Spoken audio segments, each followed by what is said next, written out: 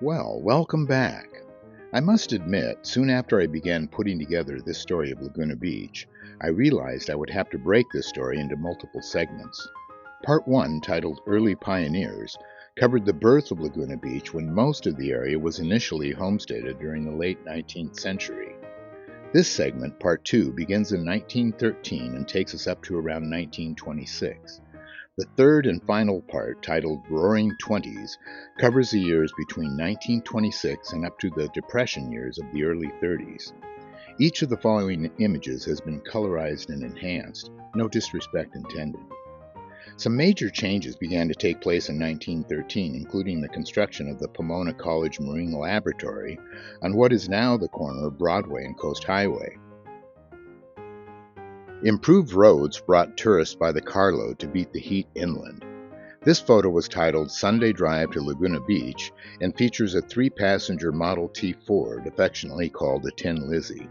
The term Lizzie was a popular slang nickname for a horse or mule at the time. It must have been a real adventure with the roads at that time. In 1913, Howard Heisler, along with the Laguna Beach Improvement Association, a collection of city founders, raised money to build a laboratory and then gifted it to the Pomona College. The laboratory was the culmination of summer expeditions in which Pomona professors of biology took students to the beach to study marine life. Pipes carried fresh salt water to large tanks in the laboratory where students could study live marine specimens, one of the first such facilities on the West Coast. In order to house students and visitors to the Pomona College Marine Laboratory, as well as the increasing number of tourists, the Laguna Beach Company also erected a tent city right next to the laboratory that same year. It initially had 52 tents, each with wooden floors. Each tent could house 4 people and were rented to students for $10 a week. You can see the Laguna Canyon Creek passing under the small bridge by the beach. The creek meandered about 5.5 miles from the spring-fed Laguna Lakes to the ocean. The creek with its native sycamores and willow trees were also a popular subject for Laguna's early plein-air painters. Here you see both the tent city office as well as a concession stand selling ice cream, soda pop, hot coffee, cigars, cigarettes, and candy. At this time, electricity was provided by a generator located on Broadway. By 1924, the tent city saw an increasing demand by summer tourists. Here's a tent city price list from 1924 listing tent configurations and prices. It ranged from $3 a week for camp space on the beach, or tents for 2, 4, or a party tent for 6 people. These ranged from $8 to $18 a week. They also advertised they came complete with housekeeping, electrically lighted, and water pumped to within convenient distance to each tent, including wooden floors, iron beds, and high-grade furniture throughout. Take a look at the hills in the background. You can see some of the original homesteaded land used at this time for growing crops like lima beans. Southern California was the world's leading producer of lima beans at this time. In 1913, a dance pavilion was built right on the sand at Main Beach. It looks like it's about the same spot where Nate Brooks built his house. That really was a prime spot that Nate had purchased from his uncle, an original homesteader, George Rogers. Here's a bird's eye view of Forest Avenue. In 1905, Howard Heisler, Elsie McKnight, and the Thumb brothers purchased the land just north of Main Beach to develop a new neighborhood. Lots went for as little as $10 to $15, about the same price as a new bicycle from the Sears and Roebuck catalog at that time. A steal, to say the least. Another significant addition in 1913 was the opening of the Laguna Lumber by Elmer Jarvis. This helped speed up building locally. Up until then, lumber had to be hauled by mule down Laguna Canyon or delivered by ship and then floated to the beach. The Lumberyard restaurant currently occupies this location and is still owned by the Jarvis family. Here is another shot of Forest Avenue from above. I think that must be 3rd Street in the foreground, and I think the Laguna Lumber is just out of the shot on the right. It looks like much of the area was still farmed, dry farmed no doubt. Here is Fred Clapp's General Store on Forest Avenue, possibly built as early as 1915. It was located towards the end of Forest Avenue where it runs into the Coast Highway. Are those bamboo fishing poles leaning on the side of the building? I would imagine by this time they could harvest this bamboo along the creek in Laguna Canyon. This is where Forest Avenue runs into the Coast Highway. On the left, you see Powers Grocery Store, formerly Fred Clapp's General Store. On the corner is the drugstore, and across the Coast Highway you can see the Raven Cafe. Is that a raven on the sign? If we return to Main Beach, you can see campers still setting up their tents. I'm not sure about the cost at this point, but the price list in 1924 shows that you could get a camp spot on the beach for 50 cents a day or $3 per week. As we pan over, you can see the dance pavilion on the sand. There are some beachfront cottages and the Laguna Hotel in the distance. The Fishing and Pleasure Pier, originally built in 1896, had to be rebuilt again in 1911. This pier would eventually be destroyed by a tropical storm in 1939, the only tropical storm to hit the West Coast in the 20th century. A man and his dog out for a stroll on the beach. There is the Laguna Hotel with its distinctive twin-peaked roofs. I see several boats on the beach. I read that a boat was legally required for rescue purposes at all public beaches at that time. Here's another shot of the dance pavilion on Main Beach.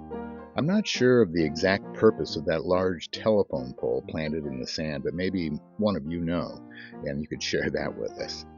You can see this in many of the photos. Keep your eyes open. This is what it looked like if you entered Laguna from the north in the mid-20s. You can still see the dance pavilion with the Laguna Beach bathhouse behind it. This is obviously before 1926, when the Coast Highway, then called the Roosevelt Highway, was paved. This shot was taken from Heisler Point and captures tourists swimming, walking the dog, surf fishing, camping, you name it. If you look down the coast, you can see the area known as the Hollow, where the coastal bluffs dip down to the ocean. You can also see a splattering of homes and farms built inland from the coast. This shot looks back towards Main Beach from Sleepy Hollow Beach. If you look carefully, you can see the distinctive roofline of the Laguna Beach Hotel. Well, we might as well return to where this story all began. Here is what Aliso Creek looked like in about 1915. You can see the old coast road had to turn inland to bridge the creek. As we pan left, you can see the road leading to Aliso Canyon and the Thurston homestead.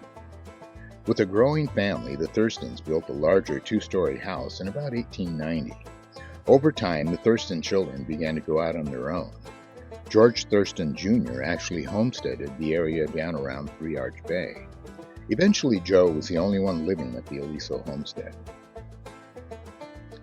Here's a great shot of the Thurston home. I'm sure that must be some of the Thurston family members seen in the photo. George and Sarah eventually had 11 children, one of which was stolen by Indians in 1868, according to Joe.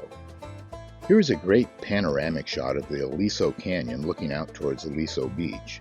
You can see the old coast road winding up the hill on the right side of the photo. You can also see the dirt roadway leading into the canyon. This would have been the route taken by early stagecoach lines bringing people to Aliso, Arch Beach, and neighboring areas. This has to be one of my favorite shots. The detail in this photo is incredible. You can see the creek bed flowing through the property. It looks like a horse and a plow. You can see another small plot of land tilled for planting on the left. Joe Thurston made a living selling fruits and vegetables to tourists in Laguna Beach at the turn of the century. The Thurstons originally owned the property all the way down to the beach at Aliso.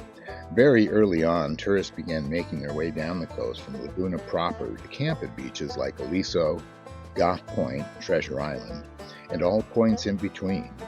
Check out the old coast road and the campers up on the point. God, look at all the tourists out at Table Rock. I can't tell you how many rescues I had to make off that rock while lifeguarding there during the 1970s. I'm sure some of you can relate. Here is a slightly different view of the Aliso campers.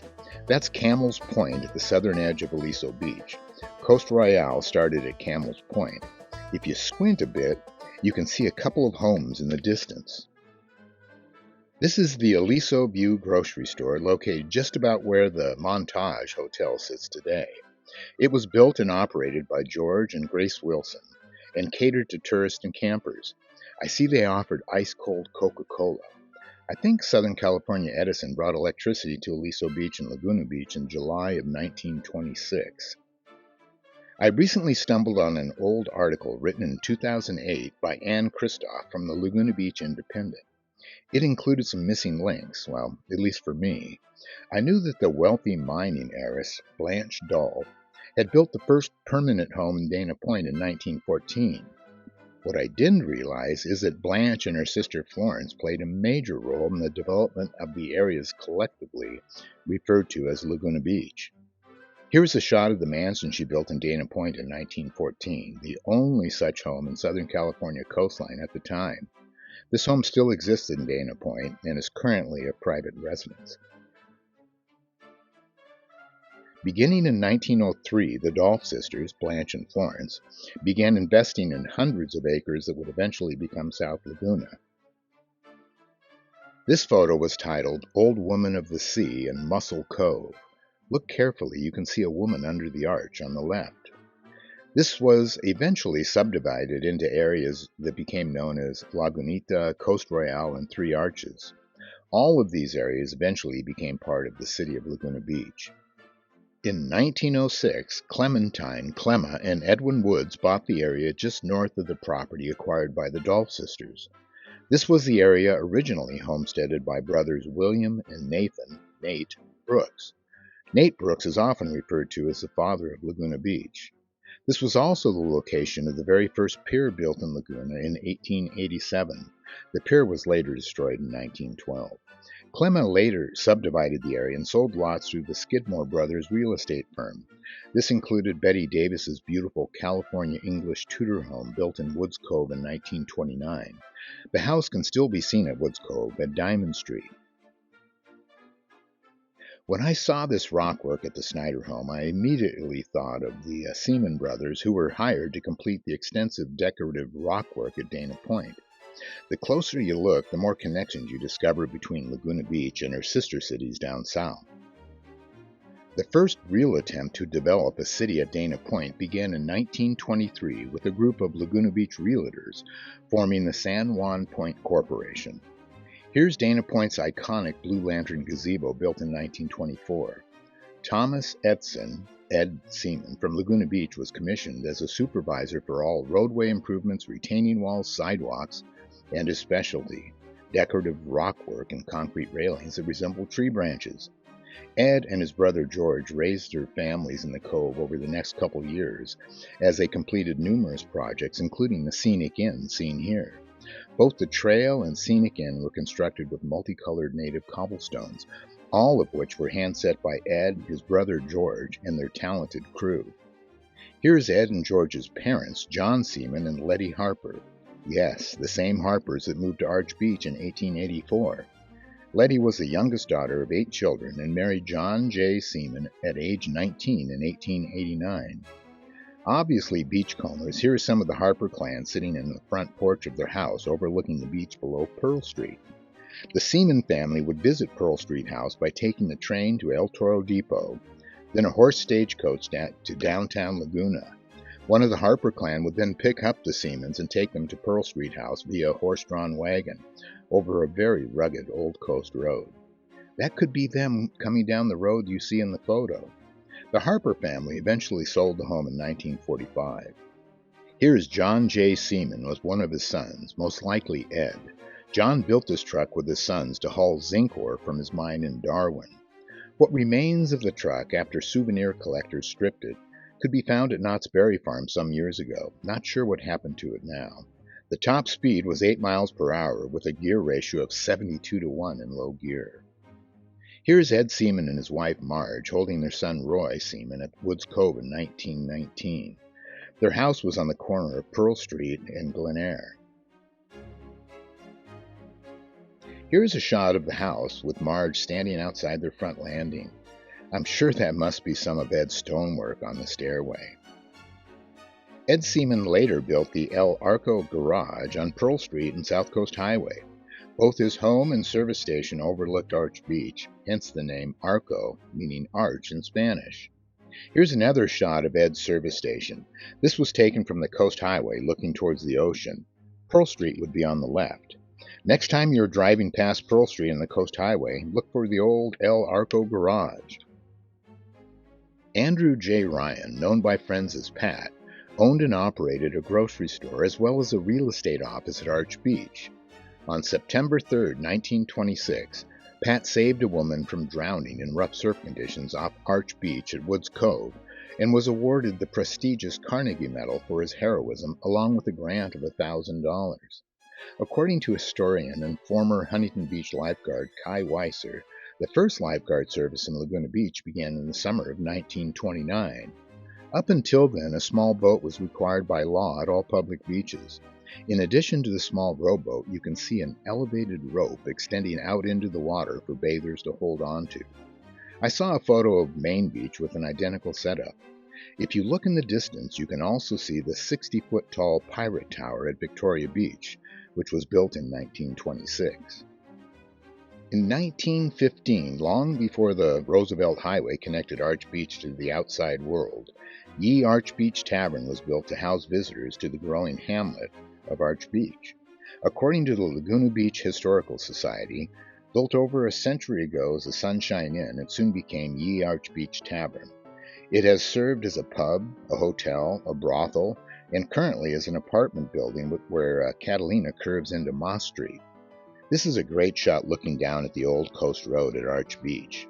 I believe that is Moss Point on the left and Woods Cove to the right. Not a lot of homes at this point, but check out the road on the right at the top of the hill. I'm guessing this must be around Alta Vista Drive. The old coast road connecting Arch Beach to Laguna proper was still a bit rugged until the paved Roosevelt Highway was completed. Here's another shot looking at Moss Point, probably around 1924. The Coast Highway would eventually be built just inland of this old unpaved road in 1926. The detail is pretty amazing. Pause for a moment and check it out. Here's a shot further up the coast towards Laguna proper of a spot known as Sleepy Hollow. This is right about the same spot where they built the first Taco Bell in Orange County in 1967. I remember in the late 60s it became a hippie hangout, becoming Timothy Leary's favorite meeting spot for his Brotherhood of Eternal Love, aka the Hippie Mafia. You won't find that Taco Bell now. It closed in 2021. In this photo taken in 1918 of the Hollow, you can see they finally began to build bridges across the many canyons and ravines between the growing communities of Arch Beach and Laguna Beach. I'm guessing this was taken around 1920 or so. This was definitely a transition period where you would find working farms and barns side by side with residential structures. This is the present location of Laguna Avenue and South Coast Highway, and the view you would have looking inland from the front porch of the Laguna Hotel. Here's another photo taken about 10 years later in the same location. The old-ish post office and grocery store would have been on the right side in this photo. In her book, Images of America, Laguna Beach, Claire Marie Vogel writes, in 1915, Karl Hoffer opened his store on Forest Avenue. As a prize to the person who could suggest an adequate name for the store, he offered a leather pillow. A little girl stopped in and proposed to name it The Gate because her father had seen a pub in England with a gate sign that had poetry written on it. The girl won the pillow and the now historic hanging gate was made. It reads, "This gate hangs well and hinders none. Refresh and rest, then travel on." The gate still hangs outside an ice cream parlor at the corner of Park and Forest Avenue. Starting in 1915, a generator on Broadway supplied electricity to downtown Laguna. You can see the power poles running down the street. I see signs advertising ice cream. That'd be pretty tough to do without electricity. And I love the public restroom sign and the power pole in the foreground. In 1915, the Laguna Canyon Road was paved, making it even easier for tourists to make their way down to the coast. Take notice of the American flag in the background. I think this photo was taken the same day as several other photos I've included, and I think it just might be July 4th. Here's another shot looking down Forest Avenue. Check out all of the American flags down the street, with 48 stars at that time, by the way. The fireworks sign at the drugstore may also suggest it's possibly the 4th of July weekend. You can't escape the eucalyptus trees around town. I think these trees are the remnants of the original eucalyptus seeds planted by George Rogers. Built in 1918, the White House Restaurant is one of the oldest surviving structures in Laguna Beach. The White House Restaurant is also the longest continuously operated restaurant in Orange County. I believe the Laguna Beach Hotel will be located on the right side by that grove of eucalyptus trees. By the early 20s, rum runners were using secluded Laguna Beach coves to evade federal agents during Prohibition, which, by the way, lasted from 1920 until 1933. Here's one that ran aground. The White House Restaurant was reportedly a local speakeasy during Prohibition, where a back door remains in the alley behind the restaurant. I originally thought I might finish this story in one video. Well, that turned into two, and now I realized I needed to break the story into 3 parts. I thought this would be a logical spot to end part 2.